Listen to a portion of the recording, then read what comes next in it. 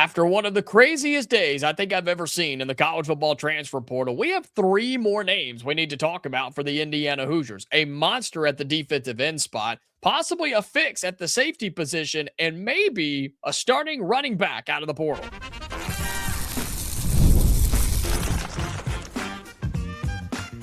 You are Locked On Hoosiers, your daily podcast on the Indiana Hoosiers. Part of the Locked On Podcast Network, your team every day.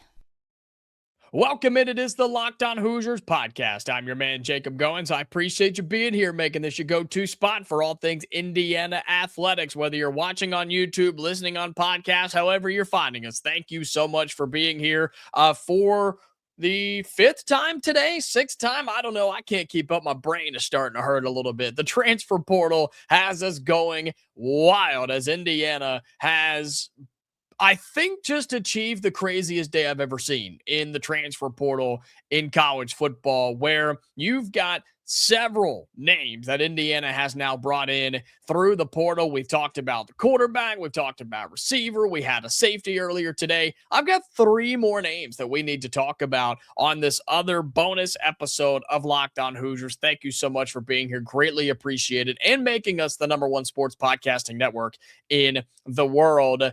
A monster defensive end, a possible starter at safety, and maybe the smallest but most aggressive running back I've ever seen in college football. Those are three more additions that Indiana has made to its 2026 transfer portal class, which has quickly become the best in the nation, I think. And more on that probably on tomorrow's full episode of Locked On Hoosiers. But let's talk about it, right? Let's start with the running back spot, because this was a position that I said Indiana had to go get at least somebody, maybe even a couple of guys, but you had to go get at least one running back, because Roman Hemby is out of eligibility and so is Kalon Black. And we hate to see those guys go. It's going to be tough to not have them a part of the team next year, especially with what they have done for you this year.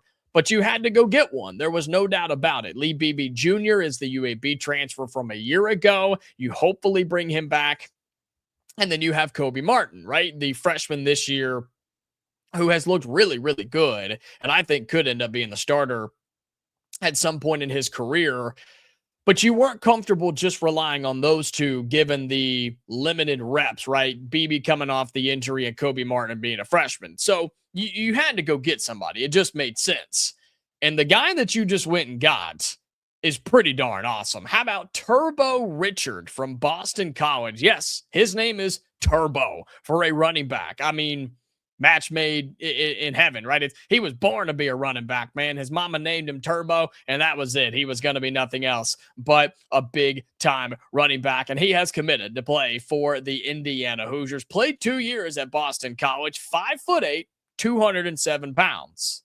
That's correct. 5'8", 207 pounds. He has over 1,000 yards, just over 1,000 yards in his young career, 11 touchdowns on 200 carries of the football. Also has 275 yards receiving and 2 touchdowns as well. And this past year as a sophomore was his best by far. He had 749 yards and 9 rushing scores. Also had 213 receiving yards and 2 receiving touchdowns as well. A lot of the receiving yards and things came early in the season. We'll talk about that in just a moment, but don't be...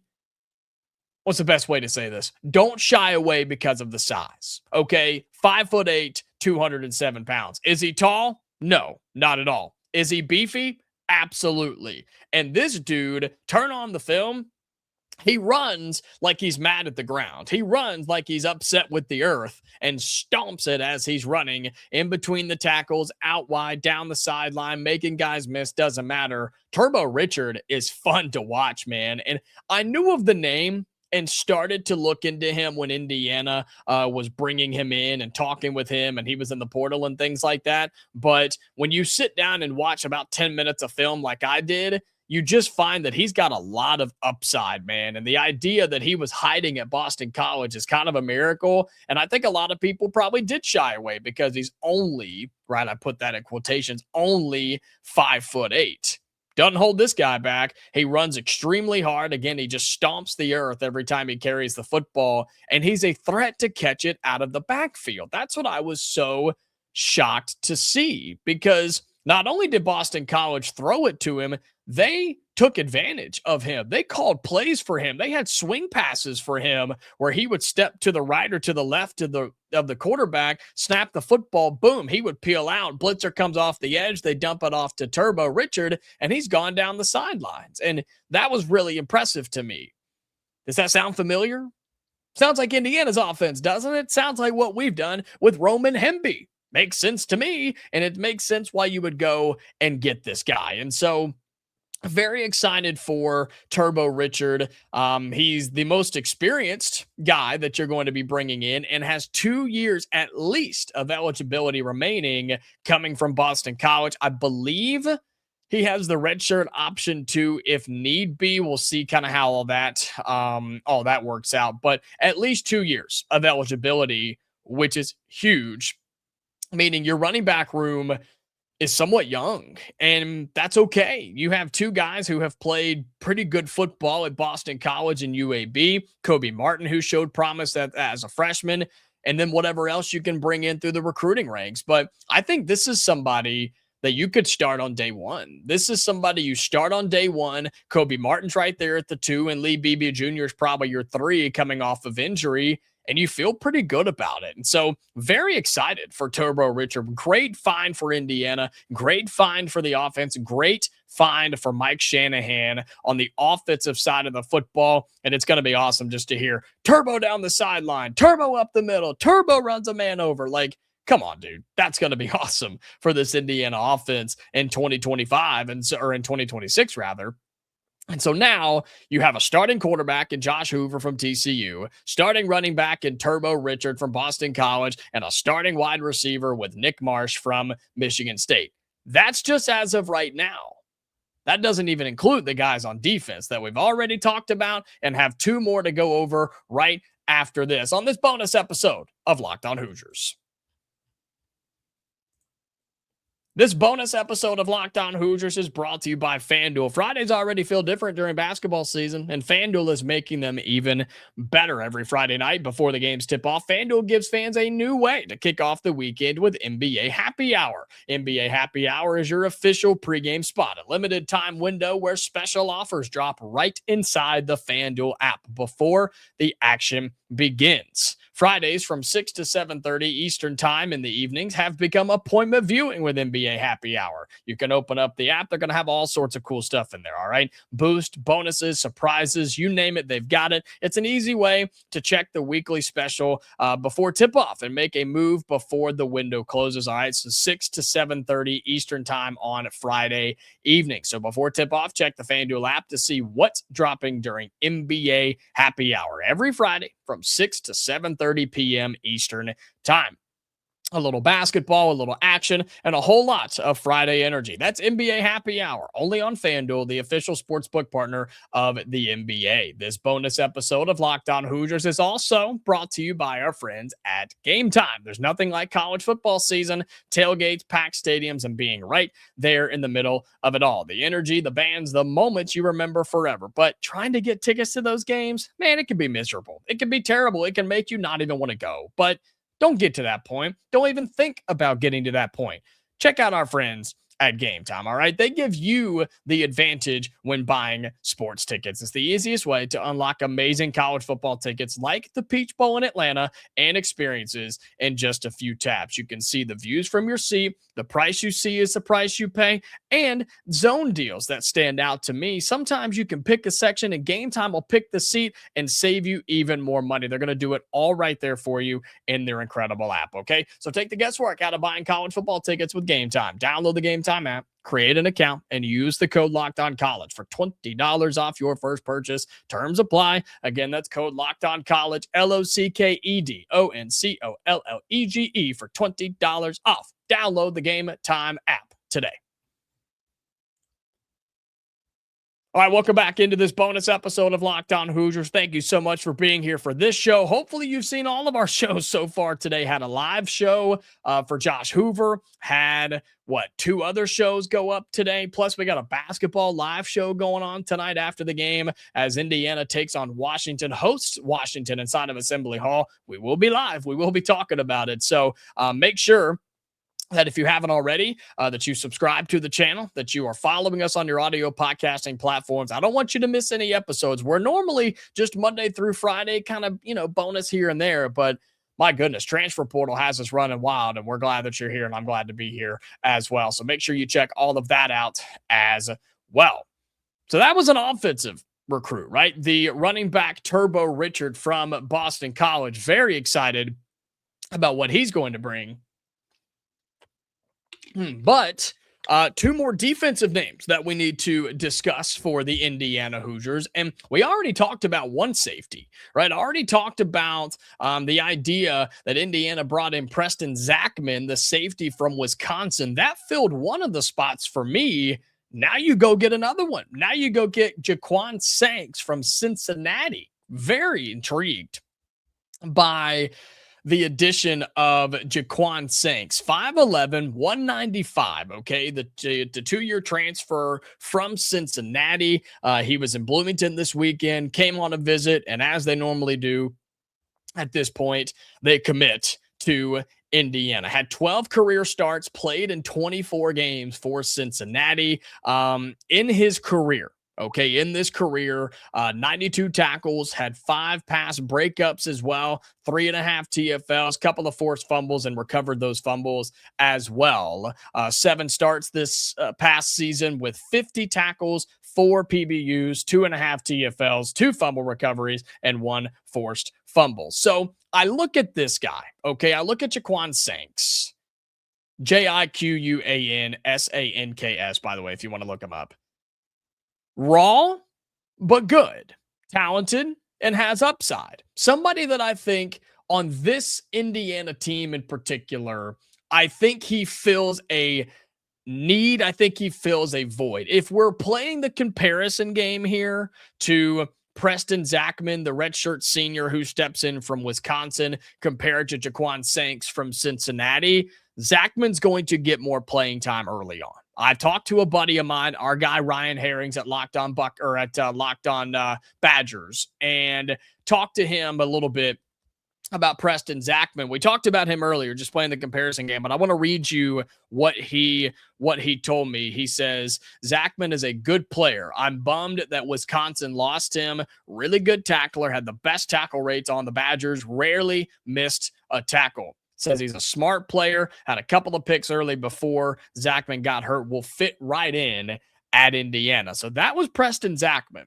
This is Jiquan Sanks, who I know is a little younger, a little bit more raw, but has the ability to fill a void in the safety position because you were losing several guys. Amari Farrell was coming back. You've got some young guys like Jaja Boyd and Byron Baldwin, who I think are going to see time down the stretch, right, of their careers. But you had to go get a couple of dudes. And Jiquan Sanks with one, Preston Zachman on the other. I think Zachman's probably your next starter, right, with Amari Farrell. I think Jiquan Sanks is a rotation guy. I think he's very solid. I do. The film shows it. He's a ball hawk. He goes after it.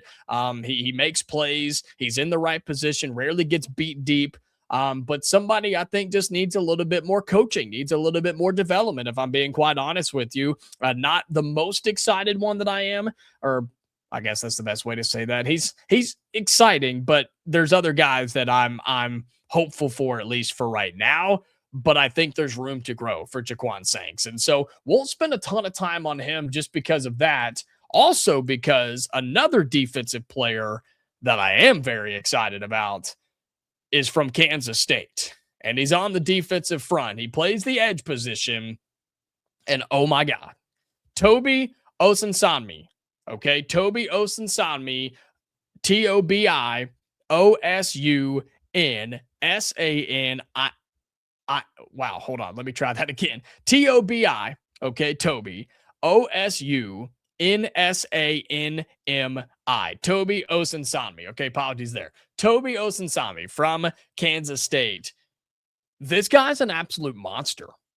He's a monster. This dude should not be allowed on the football field. I think he could really hurt somebody. I think that's how big he is. I think that's how nasty he is. Okay. Yeah, his name's a little tough to say. And apparently I have some spelling issues. It's been a crazy day today. But what I can tell you is when you turn on the film of this guy, you don't want to stand in front of him. If I'm a ball carrier and this dude pops in front of me, I'm laying down. I'm done. I'm giving up. I ain't running into him because he will win that battle. Folks, he is 6'3", 250 pounds. 6'3", 250 pounds. Are you freaking kidding me? That is a monster.